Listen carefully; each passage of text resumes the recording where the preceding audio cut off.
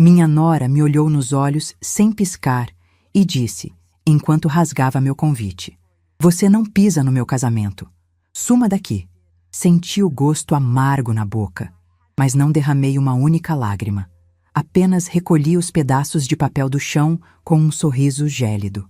Ela virou as costas com a certeza absoluta da vitória. Mas quando chegou ao salão de luxo no dia seguinte, vestida de noiva, e viu que não tinha ninguém, ficou paralisada. 15 de março, 3:30 da tarde. Eu estava no meu escritório em casa, de óculos de leitura pendurado na ponta do nariz, revisando planilhas de fluxo de caixa de um cliente quando a campainha tocou. O som me arrancou da concentração. Olhei para o relógio. Ninguém tinha avisado que viria.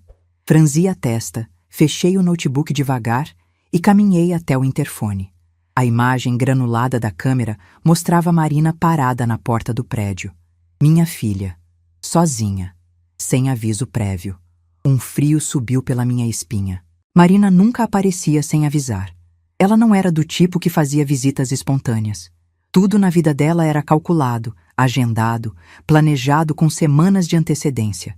Se ela estava ali, de surpresa, às 3 da tarde de uma terça-feira qualquer, alguma coisa estava errada. Apertei o botão. "Oi, filha. Sobe." Nem esperei resposta. Destravei a porta do apartamento e voltei para a sala. Meu coração batia mais rápido do que deveria. Tentei me acalmar. Podia ser qualquer coisa. Podia ser visita rápida. Podia ser assunto de última hora sobre o casamento. Podia ser bobagem minha achar que havia algo de errado só porque ela não tinha ligado antes. Mas quando a porta do elevador abriu e Marina entrou no corredor, eu soube. Não foi o que ela disse. Foi o jeito como andou. Passos firmes demais. Decididos demais. Ela não veio aqui para conversar. Veio para executar. Entrou sem bater. Jogou a bolsa Prada no sofá, aquela bolsa bege de couro macio que eu tinha dado de presente no aniversário dela, 6 meses atrás, e ficou de pé no meio da sala, de braços cruzados, óculos escuros ainda no rosto, mesmo dentro de casa. "Precisamos conversar." A voz não tinha afeto, tinha comando. Eu respirei fundo. Não ia deixar que ela percebesse o nó que já estava se formando no meu estômago. "Claro, filha. Senta. Quer água? Café?" "Não quero nada. Isso aqui vai ser rápido." Sentei na poltrona perto da janela. Marina continuou de pé. Posição estratégica. Ela sempre fazia isso. Ficava em pé quando queria dominar a conversa. Aprendi a reconhecer esse tipo de linguagem corporal nos meus 30 anos trabalhando em banco. A pessoa que fica de pé enquanto a outra está sentada assume controle psicológico da situação. É hierarquia silenciosa. Mas dessa vez tinha algo diferente. Não era só a postura, era o sorriso. Um sorriso pequeno, quase imperceptível, nos cantos da boca, como se ela estivesse segurando uma informação deliciosa que mal podia esperar para soltar. Como gato com rato preso debaixo da pata, saboreando o momento antes do golpe final. "Mãe, sobre o casamento..." Meu coração deu um pulo. Finalmente. Finalmente ela ia me incluir de verdade. Fazia 3 semanas desde que tinha me entregue o convite. Aquele envelope branco com meu nome escrito em caligrafia dourada, todo enfeitado com lacre de cera, e desde então não tínhamos conversado sobre nada. Cada vez que eu perguntava sobre os preparativos, Marina desviava. "Ainda tá tudo em aberto, mãe. Quando fechar eu te aviso." Eu tinha aceitado. Tinha engolido a exclusão silenciosa. Tinha fingido que não doía. Porque eu queria acreditar que, no fim das contas, no dia, eu estaria lá. Mãe é mãe. Não importa o quanto a filha te afaste durante os preparativos. No altar, você vai estar presente. Pelo menos era isso que eu repetia para mim mesma toda noite antes de dormir. "Sobre o quê, filha?" Marina tirou os óculos escuros devagar. Me encarou com aqueles olhos cinzentos, idênticos aos meus. Mas não tinha nada de mim naquele olhar. Era gelo puro. "Você não vai." Silêncio. Pisquei. "Como assim eu não vou?" "Você não vai ao meu casamento, mãe. Não quero você lá." O mundo parou. Eu ouvi as palavras. Cada uma delas entrou pelos meus ouvidos, desceu pela garganta, chegou no estômago e virou chumbo. Mas meu cérebro se recusava a processar. Não podia ser isso. Não podia ser o que eu estava ouvindo. Marina, você tá falando sério? Completamente. Ela enfiou a mão dentro da bolsa. Fuçou lá dentro com calma calculada.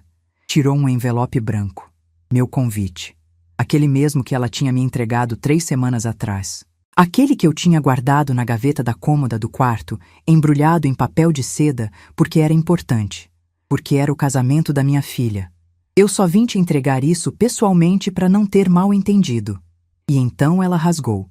Rasgou o convite ao meio. Direto. Sem hesitação. O som do papel se partindo ecoou na sala como tiro. Depois rasgou de novo. E de novo. Até virar confete. Até virar fragmentos pequenos demais para colar de volta. E jogou no chão. Bem na minha frente. Como se fosse lixo. Eu não consegui me mexer. Senti algo se partir dentro do meu peito. Não foi dor física. Foi pior. Foi como se alguém tivesse arrancado uma parte de mim que eu nem sabia que existia e jogado fora junto com os pedaços de papel. Minha visão embaçou. Não de lágrima, de descrença, de choque. Por quê? A voz que saiu da minha boca não parecia minha. Era fraca, trêmula, pequena. Marina sorriu. Não foi sorriso. Foi um esgar de satisfação pura. Olhos brilhando, como criança que acabou de ganhar o brinquedo que queria. Porque você não se encaixa, mãe. Cada palavra foi dita devagar, mastigada, saboreada. A família do Bernardo é de outro nível. Gente fina, gente tradicional, gente que importa. E você? Pausa dramática. Bem, você é conveniente quando eu preciso de dinheiro emprestado, mas para foto de casamento? Não. Conveniente. A palavra me acertou como soco no estômago. Eu sou sua mãe, Marina. E eu sou adulta. E essa é minha decisão. Ela colocou os óculos escuros de volta. Gesto final. Conversa encerrada. A mãe do Bernardo achou melhor também. Disse que você ia destoar. Destoar de quê? De tudo. Marina deu de ombros, como se estivesse explicando algo óbvio para criança burra. Do ambiente, das pessoas. Você é divorciada, mãe. Mora sozinha. Trabalha com essas consultorias freelancer. Que imagem isso passa? A família do Bernardo é conservadora, tradicional. Eles não aceitam bem essas modernidades. Modernidades. Fiquei em silêncio tentando processar a enormidade do que estava sendo dito. Eu, Teresa Gomes Menezes, ex-gerente de banco, consultora financeira independente, mulher que construiu carreira sozinha numa época em que mulher mal conseguia entrar em sala de reunião sem ser chamada de secretária. Eu era modernidade indesejada, eu era inadequada, eu era descartável. Levantei devagar, minhas pernas tremiam, senti tontura, mas consegui ficar de pé. Olhei para ela, minha filha, que eu carreguei por 9 meses, que eu embalei nos braços quando era bebê, que eu cuidei em cada febre, em cada pesadelo, em cada decepção. E não reconheci nada. Sai da minha casa. Marina riu. Foi uma risada curta, debochada, como se eu tivesse contado piada sem graça. Já vou mesmo. Só vim deixar claro para não ter drama no dia. Não quero você aparecendo no salão fazendo escândalo. Seria constrangedor para todo mundo. Constrangedor. Sai. Da. Minha. Casa. Ela pegou a bolsa. Foi até a porta. Mas antes de sair, virou para mim uma última vez. E o que ela disse em seguida foi a coisa mais cruel que eu já ouvi na vida. Ah, e mãe, obrigada por pagar a festa. O buffet ficou lindo. A decoração tá um sonho. Você tem gosto excelente quando quer. E piscou. Um pisco lento. Cúmplice. Como se fôssemos amigas compartilhando o segredo. A porta bateu. O silêncio que caiu na sala foi absoluto. Fiquei ali parada, sozinha, olhando para os fragmentos de papel espalhados no chão de madeira envernizada. Meu convite. Meu nome escrito em dourado. Rasgado. Jogado fora. Como lixo. Obrigada por pagar a festa. A frase ecoou na minha cabeça. Foi aí que tudo se conectou. Não de uma vez. Foi devagar. Como quando você olha para quebra-cabeça e de repente percebe que as peças que estavam espalhadas formam um desenho que sempre esteve ali, esperando você enxergar. 3 meses atrás. Marina tinha vindo aqui num domingo à tarde. Chorando, desesperada, dizendo que o casamento dos sonhos dela estava em risco porque a construtora do Bernardo estava com problema de fluxo de caixa, que os pais dele não podiam ajudar naquele momento porque tinham acabado de investir numa expansão comercial, que ela precisava de ajuda, que ela precisava de mim. Mãe, eu sei que é muito, eu sei que tô pedindo demais, mas é meu casamento, é o dia mais importante da minha vida. Eu sempre sonhei com isso. Por favor, 200 mil reais. Ela estava pedindo 200 mil reais. Eu tinha olhado para ela, olhos vermelhos, maquiagem borrada, voz embargada, e sentido aquela pontada de culpa que toda mãe sente quando vê filha sofrendo. Aquela voz na cabeça dizendo: você tem condições de ajudar, por que não ajuda? Mas eu não era boba. 30 anos trabalhando no mercado financeiro me ensinaram a nunca confiar cegamente em ninguém quando o dinheiro está envolvido, nem em filha. Especialmente em filha que sempre foi boa demais em conseguir o que quer através de manipulação emocional bem executada. Então eu disse o que sempre digo quando alguém me pede dinheiro: coloca no papel, assina e eu quero controle sobre como vai ser usado. Marina, 200 mil reais é muito dinheiro, muito mesmo. Eu posso te ajudar. Mas quero fazer isso direito. Quero assinar os contratos com cada fornecedor diretamente. Quero ter certeza de que o dinheiro está sendo bem usado. Conheço esse mercado. Sei como esses fornecedores trabalham. Se você deixar eles cobrarem sem negociação, eles te cobram o dobro e entregam metade. Eu negocio. Eu garanto qualidade. Do contrário, não dá. Marina tinha franzido a testa. Mas, mãe, é meu casamento. É, e eu tô pagando. Se você quer minha ajuda, aceita minha forma de ajudar. Ela tinha ficado em silêncio por um tempo.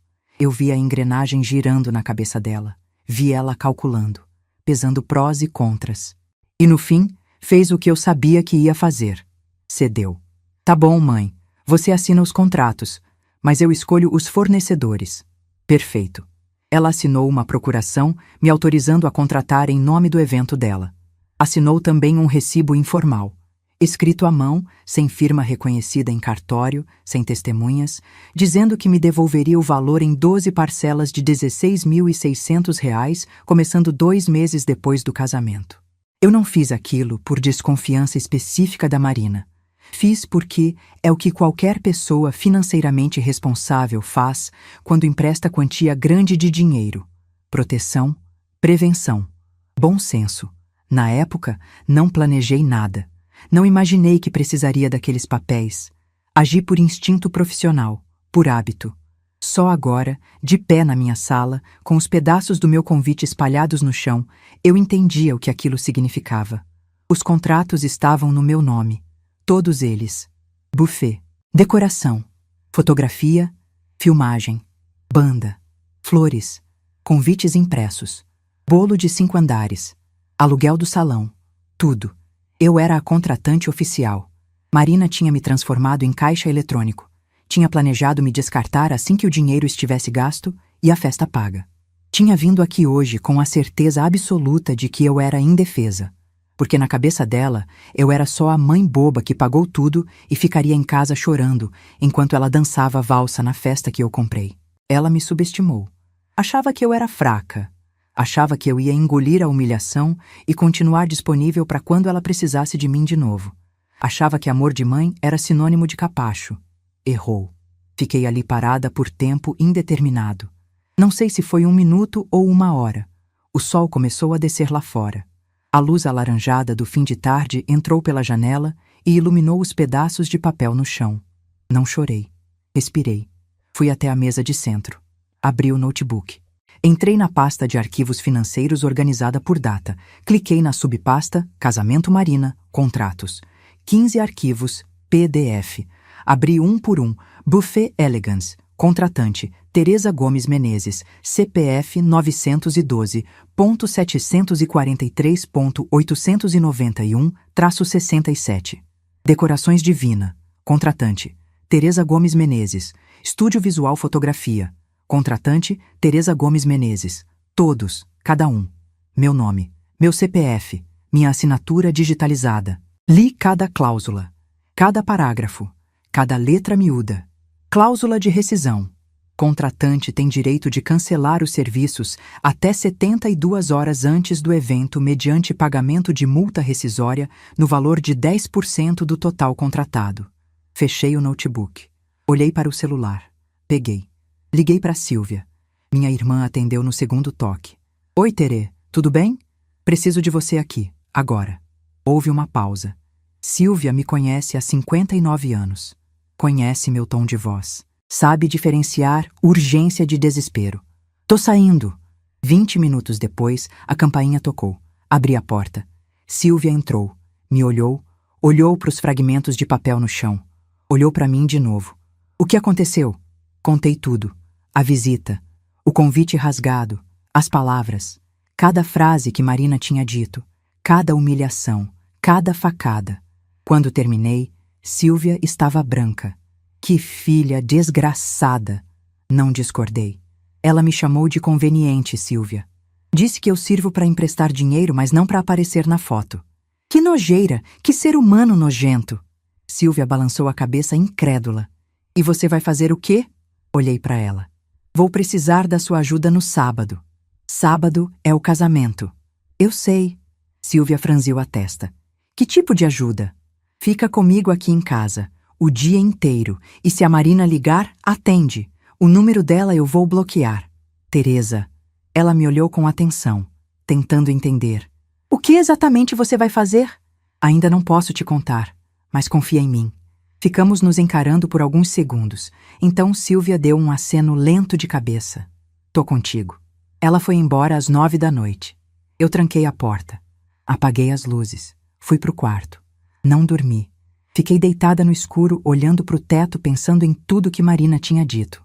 Você não se encaixa. Você é conveniente. Você ia destoar. De madrugada, levantei. Fui até o escritório. Liguei o notebook de novo. Abri minha agenda de contatos profissionais. Procurei um nome. Doutora Lara Andrade. Advogada. Amiga de 25 anos. Ex-colega do banco. Mulher brilhante, ética e leal. Mandei mensagem no WhatsApp. Lara, preciso falar com você amanhã de manhã. Urgente. Questão jurídica. A resposta veio 3 minutos depois. 9 horas no meu escritório. Pode ser? Perfeito. Na manhã seguinte, cheguei no escritório da Lara às 8h55. Ela me recebeu com café fresco e expressão preocupada. Você tá bem? Nunca te vi pedir consulta urgente assim. Sentei. Respirei fundo. Minha filha me expulsou do casamento dela. Silêncio. Como assim expulsou? Contei tudo, desde o começo. O empréstimo dos 200 mil, os contratos assinados no meu nome, a visita de ontem, o convite rasgado, as palavras cruéis, a humilhação calculada. Lara ouviu em silêncio absoluto. Quando terminei, ela ficou me encarando por um longo tempo. Você tem os contratos no seu nome? Tenho. Todos eles? Todos. E tem o recibo assinado por ela reconhecendo a dívida? Tenho. É informal, escrito à mão, sem firma reconhecida, sem testemunhas. Mas foi assinado pela mão dela. Tenho certeza que a perícia grafotécnica confirmaria se fosse necessário. Lara deu uma risada seca. Não de alegria, de reconhecimento profissional. Teresa, você armou isso sem nem perceber. Como assim? Esse recibo informal é peça-chave. Ele prova que o dinheiro era empréstimo, não doação espontânea. Se ela tentar alegar que você deu o dinheiro de presente e depois se arrependeu por maldade, esse documento derruba o argumento na hora. Quanto aos contratos, você é a contratante legítima perante todos os fornecedores. Você tem pleno direito de cancelar os serviços. Marina não tem vínculo jurídico com nenhum deles. Senti algo se mexer dentro do meu peito. Não era alívio. Era poder. Se ela entrar com processo contra mim, com base em quê? Lara abriu as mãos. Ela não assinou nenhum contrato com nenhum fornecedor. Não tem objeto jurídico para a ação. Qualquer tentativa seria extinta por falta de relação contratual comprovada e ainda correria o risco de ser enquadrada como litigância de má-fé dada a situação toda. Você está juridicamente blindada, Teresa. Então eu posso cancelar tudo? Lara me olhou nos olhos. Pode. E sinceramente? Na minha opinião pessoal, como sua amiga? Deve. Saí do escritório da Lara às 10h30 da manhã. Sentei no carro, peguei o celular, abri a pasta de contratos de novo e comecei a ligar. Um por um. Buffet Elegance. Bom dia. Aqui é Teresa Gomes Menezes. Sou a contratante do evento do dia 5 de abril. Preciso cancelar. Silêncio do outro lado. A senhora tem certeza? Falta menos de uma semana. Tenho absoluta certeza. Mas já tá tudo encomendado. A comida, as bebidas, a equipe. Eu sei. E aceito pagar a multa rescisória prevista em contrato. 10% do valor total. Podem enviar o boleto. Pausa longa. Tá bem, dona Teresa. Vou processar o cancelamento. Desliguei. Próximo. Decorações Divina. Bom dia, Teresa Gomes Menezes, contratante do evento dia 5 de abril. Gostaria de cancelar. Nossa, dona Teresa, aconteceu alguma coisa? Questões pessoais. Aceito pagar a multa. A senhora não merecia isso. A voz da moça do outro lado estava genuinamente solidária. Eu vi o projeto da decoração. Ia ficar lindo. Obrigada, mas não vai rolar. Entendo. Vou cancelar aqui. Um por um. Metódico. Profissional. Sem emoção. Estúdio Visual Fotografia. Cancelado. Filmagem Platinum. Cancelado. Banda Notas e Acordes. Cancelado. Floricultura Pétala Dourada. Cancelado. Gráfica Luxo Convites. Cancelado. Eles nem tinham imprimido ainda, então nem cobraram multa. Confeitaria Real. O bolo de 5 andares com cobertura de fondant e flores de açúcar comestíveis, cancelado. Até o aluguel do salão de festas do Hotel 5 Estrelas na Savassi, cancelado. Alguns fornecedores ficaram surpresos, outros chocados. A moça da floricultura chegou a perguntar se eu tinha certeza 3 vezes. O fotógrafo disse que sentia muito e que torcia para que tudo se resolvesse. No fim do dia, paguei um total de R$ 19.400 em multas rescisórias. R$ 19.400. Menos de 10% do que eu tinha investido. E o casamento de luxo da Marina, aquele evento de 200 convidados, buffet de alta gastronomia, decoração de revista, banda ao vivo, tinha virado pó. E ela não fazia ideia. Quando desliguei da última ligação, eram 4:30 da tarde. Fiquei sentada no sofá, olhando para o celular. Não senti prazer, não senti vingança. Senti algo mais profundo e mais silencioso que essas coisas. Senti a exata medida de respeito próprio sendo restaurada. Antes de eu contar o que aconteceu no dia do casamento, preciso saber. O que vocês fariam no meu lugar? Eu tinha os contratos na mão. Tinha o poder de cancelar tudo. Mas também tinha o coração apertado. Porque por mais que ela tenha me humilhado, ainda era minha filha. Vocês acham que eu fiz certo? Ou vocês teriam engolido a dor e deixado a festa acontecer? Porque o que eu fiz naquele sábado à noite mudou tudo. E não tem volta. Sábado, 5 de abril. Dia do casamento. Acordei às 6 da manhã, sozinha. Na minha cama king size com lençóis de algodão egípcio brancos e macios que eu tinha comprado numa liquidação ano passado. O quarto estava silencioso. A luz fraca da manhã entrava pela persiana entreaberta. Levantei, fui até a cozinha. Coloquei café para passar. O cheiro forte e amargo encheu o apartamento. Não estava nervosa, não estava ansiosa. Estava estranhamente calma. Liguei para Silvia. Já acordou? Acordei. Tô saindo daqui a pouco. Traz vinho. Ela riu do outro lado da linha. Quanto? 2 garrafas. Silvia chegou às 9 da manhã carregando uma sacola com 2 garrafas de vinho tinto chileno e um pote de azeitonas verdes. Colocamos música ambiente.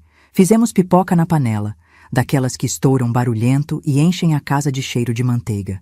Abrimos a primeira garrafa de vinho, mesmo sendo manhã de sábado. Sentamos na varanda. O dia estava bonito, céu limpo, sol forte. Belo horizonte lá embaixo se espreguiçando para o fim de semana. Você tem certeza do que fez? Silvia me perguntou, segurando a taça de vinho. Absoluta. E se ela descobrir antes? Não vai descobrir. Os fornecedores não têm contato direto com ela, só comigo. E já cancelei tudo. Não tem mais nada para descobrir. Só vai saber quando chegar no salão. E o Bernardo? O Bernardo acredita no que a Marina conta para ele. E ela com certeza disse que eu decidi não ir por vontade própria. Silvia balançou a cabeça devagar. Que loucura! Ficamos em silêncio por um tempo, bebendo vinho, comendo pipoca. ouvindo jazz instrumental baixinho no som. Às 3 da tarde, Silvia perguntou: que horas começa a cerimônia? 7 da noite. Faltam 4 horas. Eu sei. Às 5, comecei a sentir o estômago embrulhar, não de arrependimento, de adrenalina. A mesma sensação que eu sentia antes de apresentação importante no banco, quando eu sabia que tinha me preparado bem, que tinha os números certos, que tinha o controle da situação, mas ainda assim o coração batia mais rápido porque era a hora da verdade.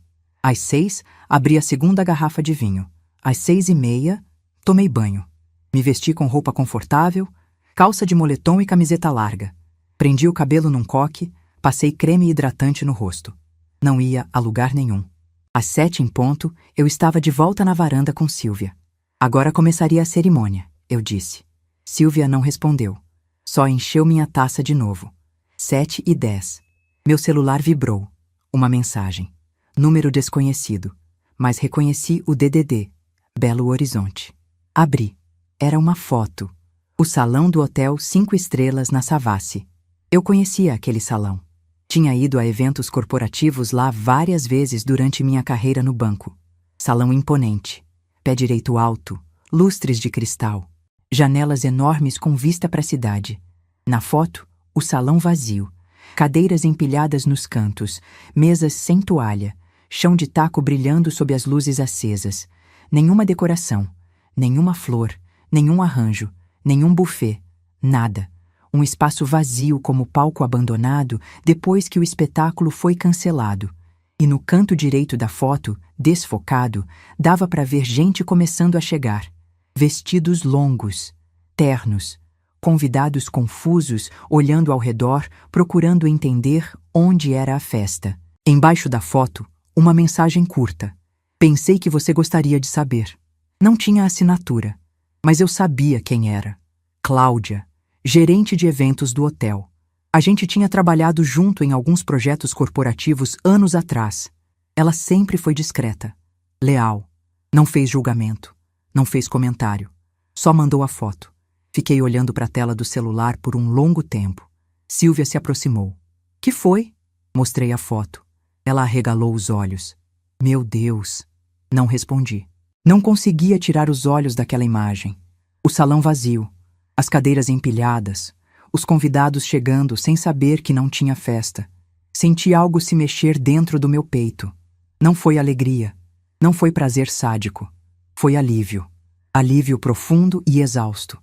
Como quando você segura a respiração embaixo d'água por tempo demais e finalmente consegue subir e encher os pulmões de ar de novo. Bloqueei o número da Marina no meu celular. Por quê? Silvia perguntou. Porque ela vai ligar. E eu não quero atender. Mas eu atendo, né? Sim. 7h15. O celular da Silvia tocou. Ela olhou para a tela. Olhou para mim. É ela. Atende. Coloca no viva voz. Silvia atendeu. O que saiu do outro lado foi um grito. Tia Silvia, pelo amor de Deus, você sabe onde está minha mãe? A voz da Marina estava irreconhecível. Aguda, desesperada, trêmula. Não sei, Marina. Por quê? O que foi? Porque ela cancelou tudo. Silêncio. Silvia fingiu surpresa com perfeição digna de Oscar. Cancelou o quê? Tudo! O buffet, a decoração, as flores, a banda, tudo. O salão tá vazio. Eu tô aqui de vestido de noiva e não tem festa. Tem 200 convidados chegando e não tem nada. Eu fechei os olhos. Respirei fundo pelo nariz. O ar da varanda estava fresco. Cheirava a jasmim do jardim do vizinho do andar de baixo. A música ambiente continuava tocando baixinho. Algo instrumental, piano e contrabaixo. A taça de vinho na minha mão estava morna. Como assim cancelou? Silvia perguntou. Os fornecedores disseram que ela ligou cancelando, que ela é a contratante, que tem direito. Eu vou processar ela. Eu vou destruir ela. A ligação caiu. Ficamos em silêncio. Silvia me olhou. Ela tá em pânico. Eu sei. Vai ligar de novo. Eu sei. E ligou. 5 minutos depois. Dessa vez mais controlada. Voz ainda trêmula, mas tentando soar firme. Tia, por favor, preciso falar com minha mãe. É urgente. Marina, eu não sei onde ela tá. De verdade. Ela fez de propósito. Ela sabia. Ela planejou isso. Planejou o quê? Me humilhar. Tem 200 convidados aqui, a família inteira do Bernardo, e não tem festa, não tem nada. Que vergonha, que situação! Silvia ficou em silêncio por um momento. Marina, por que sua mãe faria isso? Silêncio do outro lado. Longo, tenso. Porque ela é louca, porque ela não aceita que eu cresci, porque ela tem ciúme da minha vida. Silvia olhou para mim. Eu balancei a cabeça devagar. Deixa ela falar. Tem certeza que é só isso? Silvia perguntou, voz calma. Do que você está insinuando? Nada. Só acho estranho. Teresa nunca foi de fazer escândalo. Se ela fez isso, deve ter motivo. O motivo é que ela é desequilibrada. A ligação caiu de novo. Dessa vez, não ligou mais. Ficamos sentadas na varanda até 10 da noite, bebendo vinho, comendo pipoca fria, sem falar muito. Em algum momento, Silvia perguntou: Você tá bem? Pensei na resposta. Tô, estranhamente bem. Não tá com pena? Não. Nem um pouquinho? Nem um pouquinho. E era verdade. Eu esperava sentir culpa. Esperava sentir aquele peso no peito que mãe sente quando vê filha sofrendo, mesmo quando a filha merece o sofrimento. Mas não senti nada disso. Senti paz. Paz estranha. Paz silenciosa. Paz que vem quando você finalmente para de se trair para agradar quem nunca te valorizou. Silvia foi embora meia-noite. Fiquei sozinha. Tranquei a porta. Apaguei as luzes. Fui pro quarto. Deitei na cama. Olhei pro teto no escuro. E foi aí que caiu. O peso real do que tinha acontecido. Não o que eu fiz. O que ela fez. Marina tinha vindo na minha casa. Tinha rasgado meu convite. Tinha me chamado de inadequada, de descartável, de conveniente. Tinha me dito que eu não me encaixava na vida dela. Que eu servia para emprestar dinheiro, mas não para aparecer na foto. E eu tinha engolido isso em silêncio por 4 dias. 4 dias fingindo que estava tudo bem enquanto planejava os cancelamentos. Mas agora, sozinha no escuro, sem precisar fingir nada para ninguém, a dor veio. Não foi dor raivosa, foi dor cansada. Dor de quem percebe que passou anos construindo imagem de alguém que nunca existiu. Eu tinha uma filha na minha cabeça. Uma Marina que eu criei, que eu embalei, que eu cuidei, que um dia ia crescer e me ver como pessoa, como mulher, como igual. Essa Marina nunca existiu. A Marina real sempre me viu como ferramenta, como meio, como caixa eletrônico emocional e financeiro que devia estar disponível quando necessário e sumir quando inconveniente. Virei de lado na cama, abracei o travesseiro e chorei. Não foi choro dramático, foi choro silencioso. Lágrimas descendo devagar pelo rosto, molhando a fronha. Chorei pela mãe que eu fui e que nunca foi suficiente. Chorei pela filha que eu quis ter e que nunca tive. Chorei pelo tempo perdido, tentando ser amada por alguém incapaz de amar qualquer pessoa além de si mesma. Dormi às 3 da manhã. Acordei às 6 com o celular vibrando. Número desconhecido. Atendi sem pensar. Alô? Teresa? Voz masculina. Conhecida. Formal. Quem é? Marcelo, meu ex-marido. Sentei na cama. Marcelo, o que você quer? Eu soube do que aconteceu. Fiquei em silêncio. E aí? Perguntei, voz seca. Ele demorou para responder. Quando falou, a voz estava cansada, pesada. Você tá certa. Completamente certa. Não esperava isso. Sério? Sério. Eu tentei conversar com a Marina ontem à noite. Fui até o apartamento do Bernardo. Bati na porta. Ela abriu. Eu disse que a gente precisava conversar. Que eu queria entender o que tinha acontecido. Que tinha ouvido a versão dela, mas queria ouvir a sua também. E ela me xingou. Disse que eu sempre fico do seu lado, que sou fraco, que devia te processar junto com ela, que você destruiu a vida dela de propósito, que você é psicopata, que você tem inveja dela. Respirei fundo. E você acreditou nela? Não, porque eu conheço ela, Teresa. Eu sei como ela é. Eu sempre soube. Eu só fingi que não sabia. Porque é mais fácil fingir que sua filha é quem você quer que ela seja do que aceitar quem ela realmente é. Fiquei em silêncio processando aquilo. Ela sempre foi assim, Marcelo continuou. Desde pequena, manipuladora, calculista, incapaz de aceitar responsabilidade pelos próprios erros.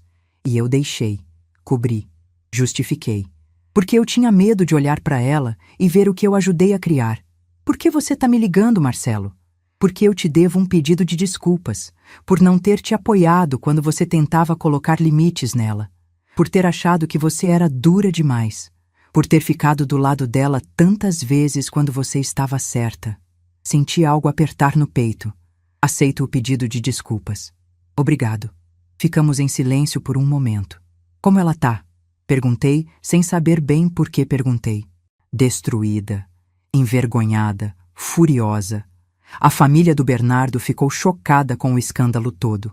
Chamam ela de descontrolada, de histérica. A mãe dele disse que a Marina tem problemas emocionais sérios. O casamento já começou rachado. Não senti alegria com isso. Senti o peso inevitável das escolhas chegando em quem as fez. Eu não fiz isso para destruir ela, Marcelo. Eu sei. Fiz porque ela me humilhou, porque ela me usou, porque ela me descartou. E porque eu cansei de ser invisível na vida dela. Eu sei, ele repetiu. E você fez o certo. Desligamos. Fiquei sentada na cama olhando para o celular. A luz da manhã entrava pela janela. Domingo. Belo Horizonte acordando devagar lá fora. Levantei, fui até a cozinha, fiz café. Sentei na varanda com a xícara quente nas mãos. E pela primeira vez em 4 dias, sorri. Não foi sorriso de vingança. Foi sorriso de quem sobreviveu. 2 semanas depois do casamento desfeito, eu estava começando a me sentir leve de novo. Voltei à rotina. Consultoria financeira, reuniões com clientes, planilhas, relatórios. A vida normal que eu tinha construído para mim mesma depois do divórcio. Bloqueei o número da Marina. Bloqueei também todos os perfis dela nas redes sociais. Não por raiva, por higiene mental. Não precisava saber da vida dela. Não queria saber. A Sílvia passava em casa todo fim de semana. A gente saía para almoçar, ia no cinema. Conversava sobre tudo, menos sobre Marina. Eu estava bem. Até que numa quarta-feira à noite, 23 dias depois do casamento cancelado, o interfone tocou. Eram 8h30. Eu estava de pijama assistindo série na Netflix. Olhei pelo visor. Bernardo. Meu coração deu um pulo. O que ele estava fazendo aqui? Atendi o interfone. Bernardo? Dona Teresa, por favor, preciso falar com a senhora, só 5 minutos. A voz dele estava educada, cansada, quase implorando. Fiquei com a mão no botão sem saber o que fazer. A Marina tá com você? Não. Vim sozinho. Ela nem sabe que eu tô aqui. Respirei fundo. Abri o portão. Ele subiu. Quando abri a porta do apartamento, levei um susto. Bernardo tinha perdido peso. Olheiras fundas. Barba por fazer, roupa amassada. Boa noite, Dona Teresa. Entra. Ele entrou. Ficou de pé no meio da sala, desconfortável, olhando para o chão. Senta, eu disse, apontando para o sofá. Ele sentou. Eu sentei na poltrona em frente. O que você quer, Bernardo? Ele respirou fundo. Passou a mão pelo rosto. Eu vim pedir desculpas. Fiquei em silêncio. Eu não sabia. Ele continuou. Juro que não sabia de nada. A Marina me disse que a senhora tinha decidido não ir ao casamento, que foi escolha sua, que vocês tinham conversado e entrado num acordo. Eu acreditei, porque eu confiei nela. E agora eu descobri a verdade. Ele olhou para mim, olhos vermelhos. Achei as mensagens. Meu estômago gelou. Que mensagens? Entre ela e a mãe dela, a mãe do meu lado. Elas planejaram tudo. Planejaram te excluir do casamento desde o começo. Não foi decisão de última hora. Foi estratégia. Senti algo virar dentro de mim. Como assim planejaram? A mãe da Marina sugeriu. Disse que você ia destoar, que você é divorciada, que mora sozinha, que trabalha com essas coisas modernas de consultoria, que a família dela é conservadora e não ia aceitar bem. A Marina concordou na hora. Disse que você ia ser útil para pagar, mas que não precisava aparecer. Útil para pagar. As palavras ecoaram na minha cabeça. Quando você descobriu isso? Semana passada. O celular dela estava desbloqueado em cima da mesa. Uma notificação chegou. Eu olhei sem querer. Era a mensagem da sogra. Abri a conversa. Li tudo. E você confrontou ela? Confrontei. Ela negou no começo. Depois admitiu, mas disse que foi pela minha família, que fez para me proteger, para proteger minha reputação, que você ia causar constrangimento. Respirei fundo. E você acreditou? Não, porque eu reli as mensagens e não tinha nada de proteção ali. Tinha frieza, tinha cálculo, tinha maldade pura. Ele parou, engoliu seco. Dona Teresa, eu casei com uma pessoa que eu não conheço. Fiquei em silêncio olhando para ele. Bernardo era bonito. 38 anos, engenheiro civil, família tradicional de Belo Horizonte, educado, bem-sucedido e completamente perdido. Por que você veio aqui me contar isso? Perguntei. Porque a senhora merecia saber. E porque eu queria pedir desculpas por não ter investigado antes. Por ter acreditado cegamente na versão dela. Por não ter te defendido. Você não me conhecia, Bernardo. Não tinha a obrigação de me defender. Tinha sim. Você é a mãe dela. Você pagou o casamento inteiro. Você merecia no mínimo respeito. Senti algo se mexer dentro do meu peito. Não era perdão. Era reconhecimento. Alguém finalmente vendo o óbvio que todo mundo tinha ignorado. E agora? Perguntei. O que você vai fazer? Ele ficou em silêncio por um longo tempo. Não sei. O casamento tá ruim. A gente briga todo dia. Ela me culpa por tudo. Diz que se eu tivesse dado o dinheiro, nada disso teria acontecido. Que a culpa é minha por ser pão duro, por não ter ajudado ela. Você não é pão duro, Bernardo. Você foi sensato. E a culpa não é sua. A culpa é dela. Ele assentiu devagar. Eu sei. Mas é difícil aceitar que você errou na escolha mais importante da sua vida. Ficamos em silêncio. Obrigado por me receber, ele disse levantando. Eu não ia embora daqui sem falar com a senhora pessoalmente. Acompanhei ele até a porta. Antes de sair, ele virou para mim. A senhora fez certo, Dona Teresa, em cancelar tudo. A Marina merecia.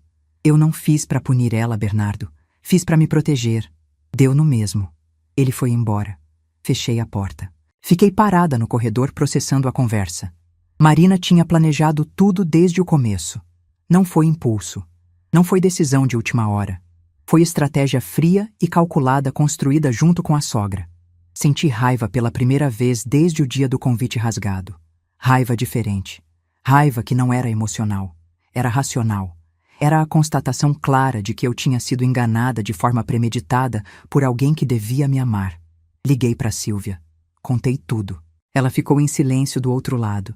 Que nojeira, Teresa. Que planejamento nojento. Eu sei. E agora? Agora nada. Já fiz o que tinha que fazer. Tem certeza? Tenho. Mas não tinha. Porque 3 dias depois, num sábado de manhã, eu estava tomando café quando o celular tocou. Número desconhecido. Atendi. Alô? Teresa? Aqui é Cláudia, do hotel. A gerente de eventos. A que tinha mandado a foto do salão vazio. Oi, Cláudia. Tudo bem?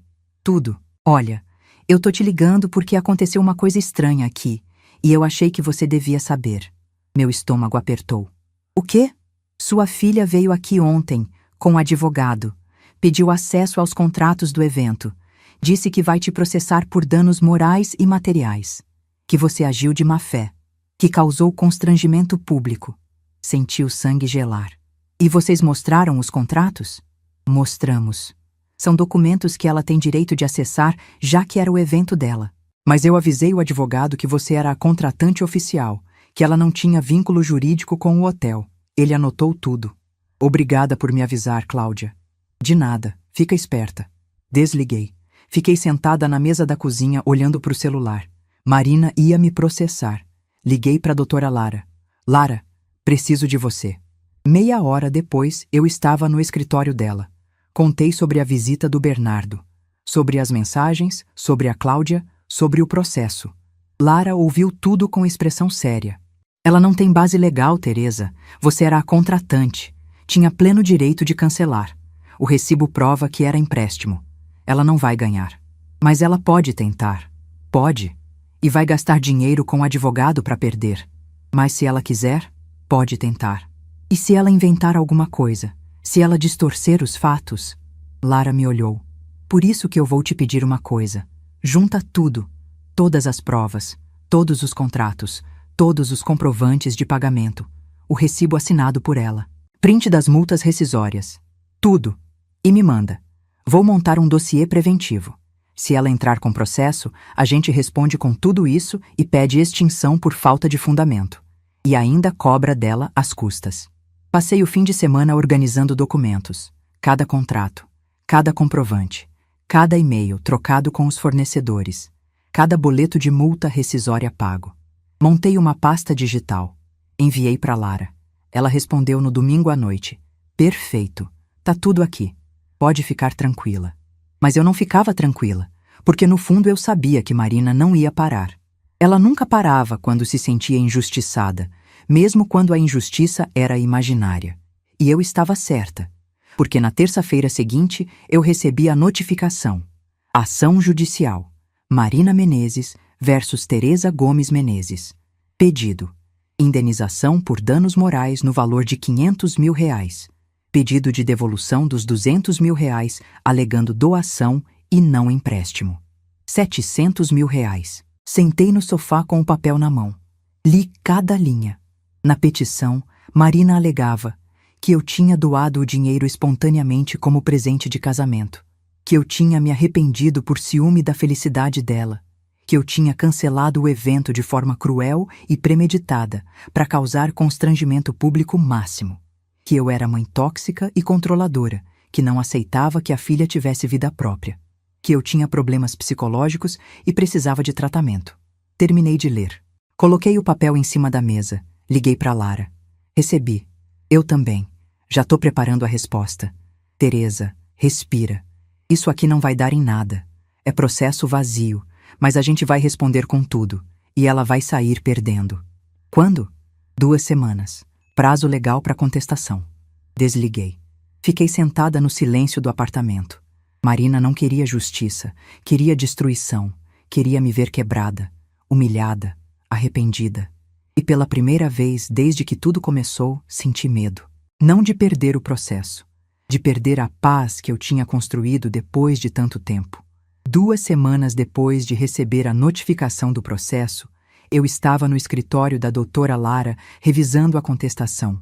Não era documento simples, era arsenal. Lara tinha montado peça de 43 páginas com todos os documentos anexados. Cópia de todos os 15 contratos, mostrando meu nome como contratante oficial. Cópia do recibo assinado pela Marina, reconhecendo o empréstimo de R$200 mil em 12 parcelas. Print de todas as conversas de WhatsApp, onde ela pedia o dinheiro dizendo explicitamente que era empréstimo. Comprovantes bancários das transferências. Comprovantes de pagamento das multas rescisórias.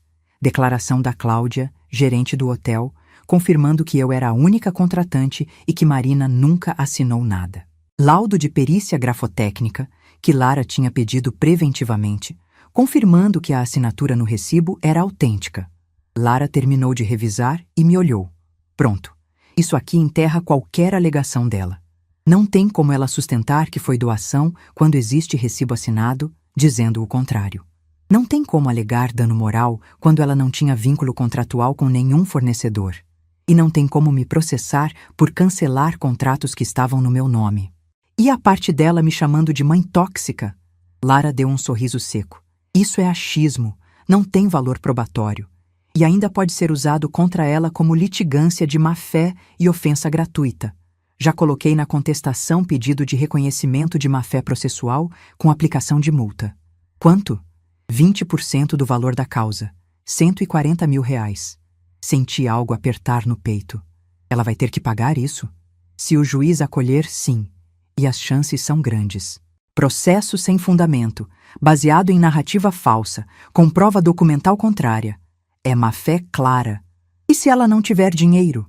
Aí ela entra em dívida e pode ter penhora de bens se não pagar. Respirei fundo. Protocola. Lara protocolou a contestação naquele mesmo dia. 1 semana depois, recebi mensagem dela. Juiz já despachou. Marcou audiência de conciliação para daqui 15 dias. Você quer tentar acordo? Respondi imediatamente. Não. Tem certeza? Conciliação é chance de encerrar isso sem desgaste. Absoluta. Não quero acordo. Quero sentença. Lara levou alguns segundos para responder. Ok. Vamos até o fim, então. Dia da audiência. Fórum, 9ª Vara Civil. 10 da manhã. Cheguei 15 minutos antes. Lara já estava esperando na porta da sala de audiências. Pronta? Pronta. Entramos. A sala era pequena, mesa redonda, cadeiras de couro gasto, ar-condicionado barulhento, cheiro de papel velho e café requentado. Marina ainda não tinha chegado. Sentamos. Esperamos. 10h05. A porta abriu. Marina entrou. Levei um susto. Ela estava diferente. Magra demais. Olheiras profundas. Cabelo preso num rabo de cavalo desleixado. Roupa preta. Calça social e blusa de manga comprida. Mas amarrotada. Sem maquiagem. Atrás dela, um homem de terno cinza. Advogado dela. Ela me viu. Nossos olhos se encontraram. Esperei desprezo. Esperei raiva. Mas o que eu vi foi algo diferente. Foi ódio. Puro. Concentrado. Destilado. Ela desviou o olhar e sentou do outro lado da mesa. O juiz entrou. Homem de uns 50 e poucos anos. Careca. Óculos redondo. Expressão cansada de quem já viu processo demais. Bom dia. Vamos lá. Processo número tal. Audiência de conciliação. As partes estão representadas? Lara se apresentou. O advogado da Marina também. Certo. Então vamos direto ao ponto. A autora alega dano moral e devolução de quantia supostamente doada. A ré contestou, apresentando documentação robusta, provando relação contratual legítima e empréstimo formalizado. Li tudo. Antes de qualquer coisa, tem proposta de acordo? Lara olhou para mim. Eu balancei a cabeça. Não, excelência. O juiz olhou para o advogado da Marina. E a parte autora? O advogado cochichou algo com Marina. Ela respondeu rispidamente. Ele suspirou. A autora propõe quitação da dívida do empréstimo mediante abatimento de 50% do valor, alegando dificuldade financeira, e desistência mútua dos pedidos de dano moral. Lara me olhou. Eu já sabia a resposta. Não aceito. Marina bateu a mão na mesa. Você tá fazendo isso por vingança. O juiz bateu o martelo. Silêncio. Aqui não é lugar de escândalo. Se a senhora não se controlar, vai ter que se retirar. Marina fechou a boca, mas o olhar continuava fuzilando. O juiz respirou fundo. Muito bem. Não havendo acordo, vou converter em instrução. Vou dar prazo de 10 dias para ambas as partes apresentarem rol de testemunhas, se desejarem. Depois marco audiência de instrução e julgamento. Mais alguma coisa?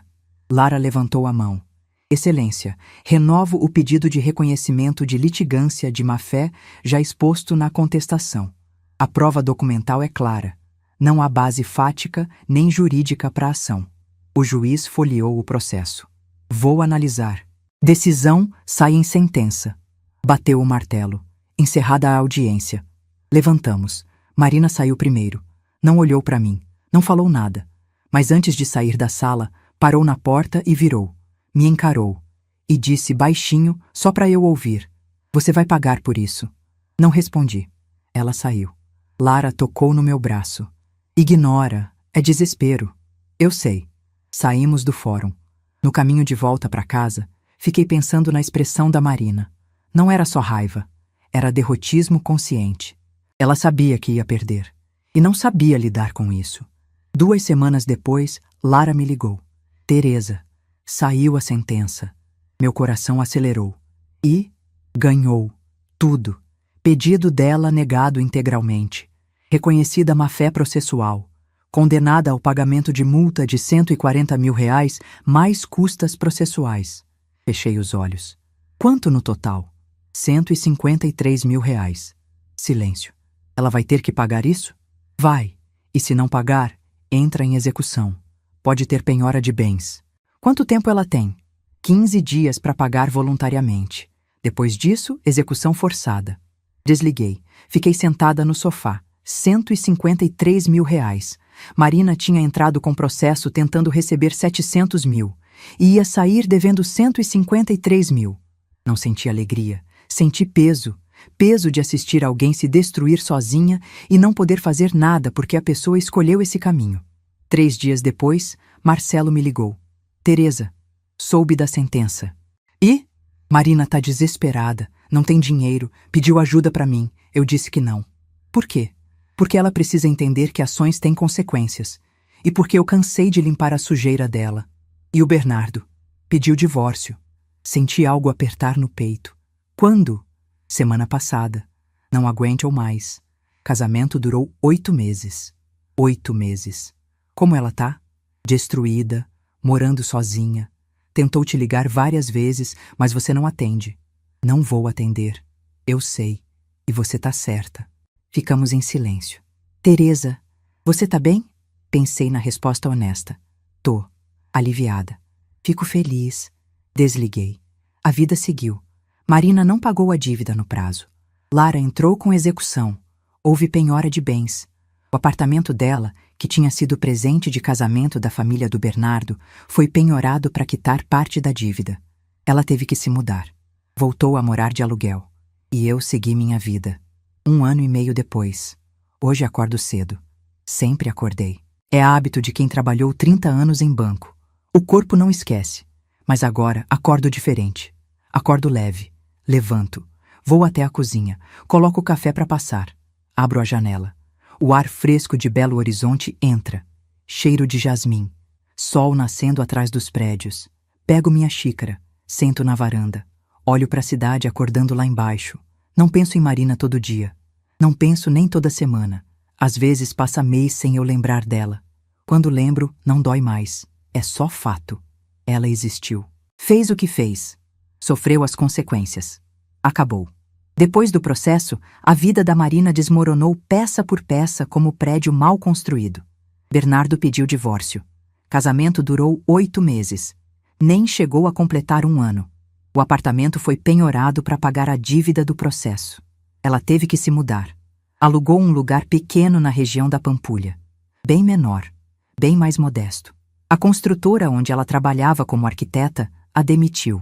Não por causa do escândalo, oficialmente. Mas todo mundo sabia. Cidade pequena, gente de boca grande. A história do casamento cancelado virou lenda urbana. Você ouviu falar daquela arquiteta que expulsou a própria mãe do casamento e a mãe cancelou a festa? Todo mundo ouviu. Todo mundo comentou. Marina virou sinônimo de filha ingrata. Ninguém quer contratar filha ingrata. Ela tentou abrir escritório próprio. Não deu certo. Faltou cliente. Faltou capital. Faltou reputação. Marcelo me contava. Não porque eu pedia. Porque ele achava que eu tinha direito de saber. Ela tá mal, Teresa, mas é culpa dela. Eu deixei claro. Não vou ajudar. Silvia também tinha notícias. Cidade pequena. Todo mundo conhece todo mundo. Ouvi dizer que ela tá morando sozinha, que não fala com ninguém, que tá isolada. Eu ouvia. Registrava. Não sentia nada. Marina tentou me ligar algumas vezes no primeiro ano.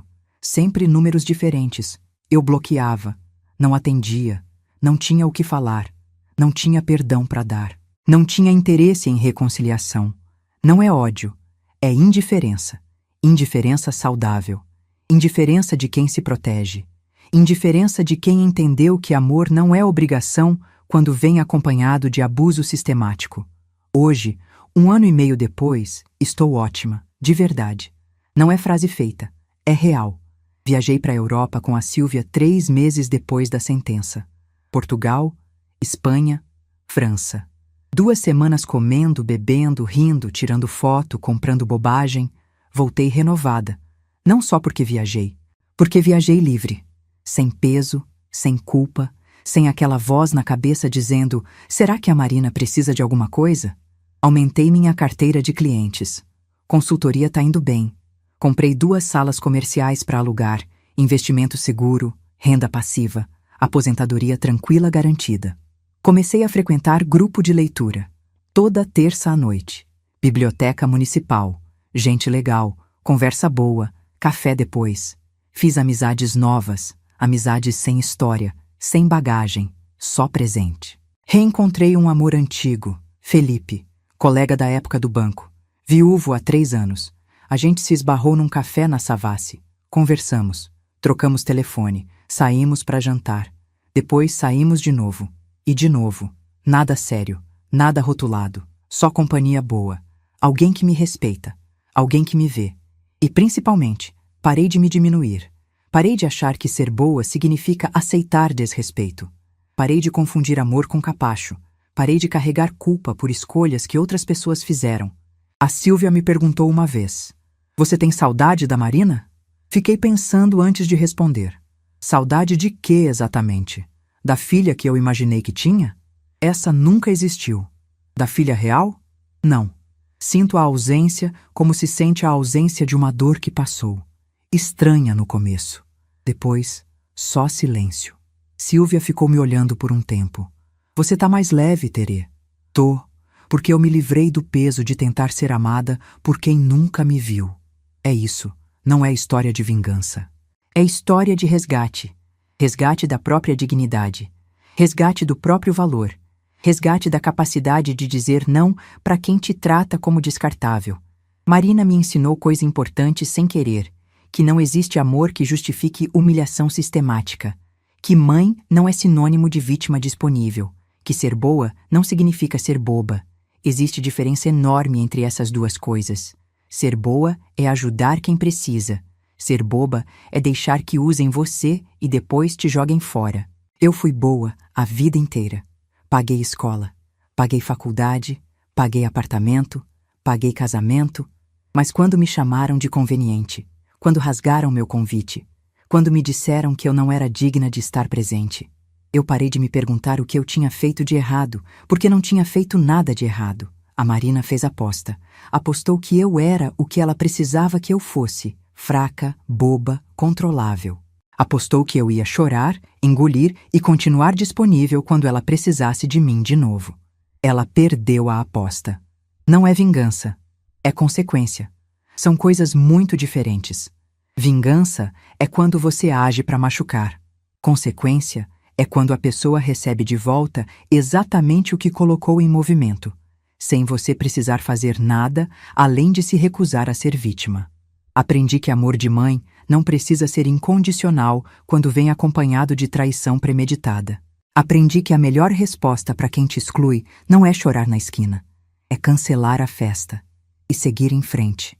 Hoje, sentada na minha varanda, tomando café, olhando para o sol nascendo sobre Belo Horizonte, eu sorrio, não de maldade, de paz, porque eu sobrevivi, porque eu me libertei, porque eu entendi que ser mãe não significa ser eterna credora emocional de quem nunca te valorizou, e que dignidade não tem preço, nem perdão obrigatório. Se você que está me ouvindo já passou por algo parecido, se já foi descartado por quem devia te amar, se já foi usado e depois jogado fora, se já sentiu que sua bondade foi confundida com fraqueza, saiba que você não precisa aceitar isso. Não precisa perdoar para seguir em frente. Não precisa reconciliar para ter paz. Às vezes, a melhor coisa que você faz por você mesmo é simplesmente se afastar, bloquear o número, cancelar a festa, virar as costas e viver. Viver leve, viver livre. Viver sem carregar peso que nunca foi seu. Se você gostou dessa história, se ela te tocou de alguma forma, se te fez pensar, compartilha com alguém. Inscreve-se no canal e clica na próxima história que está passando aí na tela agora.